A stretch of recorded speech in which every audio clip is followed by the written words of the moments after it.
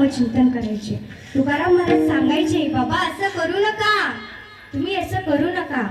मग त्यांनी एक वेळेस तुकाराम महाराजांच्या कीर्तनामध्ये येऊन बसले आणि बसल्याच्या नंतर त्यांना खूप कीर्तन आवडलं तुकाराम महाराजांचं. त्यांनी आता मंजिरीकडे जाणं बंद केलं आणि ते आता कीर्तन ऐकू लागले. मग या मंजिरीला तुकाराम महाराजांचा राग आला की बाबा याच्यामुळं, या माणसामुळं कुणी सुद्धा माझ्याकडे येत नाहीये, म्हणून मंजिरीला फार राग आला. मग त्याच गावामध्ये मंबाजी नावाचा माणूस राहायचा. कोणता राहायचा? मंबाजी नावाचा माणूस राहायचा.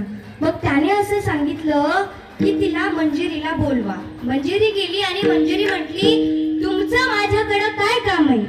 त्यावेळेस त्याने सांगितलं, तुला सुद्धा त्या तुकारामाचा राग आहे ना, मला सुद्धा त्याचा खूप राग येतो. तू एक काम कर, त्याच्याकडे जा आणि त्याला तुझ्या जाळ्यात ओढून आण असं सांगितलं. आणि मग महाराज ती मंजिरी जी होती ती मंदिरामध्ये गेली. तुकाराम महाराज मात्र देवाचं नामचिंतन करू लागले. देव कसा आहे? राजस कुमार मदनाचा पुतळा रविश शिकळा रोपलिया. तुकाराम महाराज मात्र देवाच्या नामस्मरणामध्ये, देवाच्या नामचिंतनामध्ये तल्लीन होते.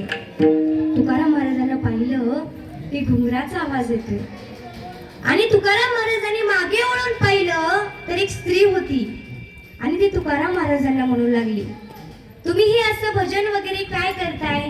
बरं जाऊ द्या, मला सुद्धा भजन येतं करायला.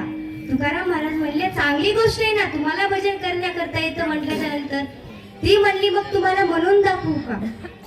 मग ती भजन म्हणायला लागली आणि तुकाराम महाराज सुद्धा त्या भजनामध्ये तल्लीन झाले, देवाच्या नामचिंतनामध्ये तल्लीन झाले. आणि तुकाराम महाराज मात्र सगळं काही विसरून गेले, पण ते देवासाठी सगळं काही विसरून गेले होते. ते काय करू लागले? देवाचंच नामचिंतन करू लागले. तुकाराम महाराज म्हणले, वा, तुमचा आवाजही खूप मस्त आहे, तुम्ही खूप सुंदर गाता. मंजिरीने सांगितलं, नाही, मला तुमच्या एवढं येत नाही, मला तुम्हाला एक सांगायचं होतं. तुकाराम महाराज म्हणले, मला तुम्हाला काय सांगायचंय? मला आई, तुम्ही जे अभंग म्हटला ते खूप मस्त होता.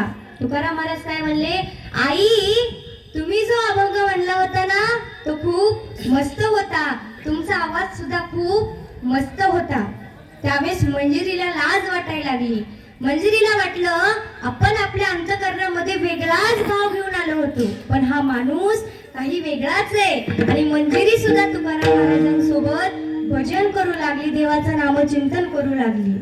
बघा, असं आपण आयुष्यामध्ये आल्याच्या नंतर वागलं पाहिजे.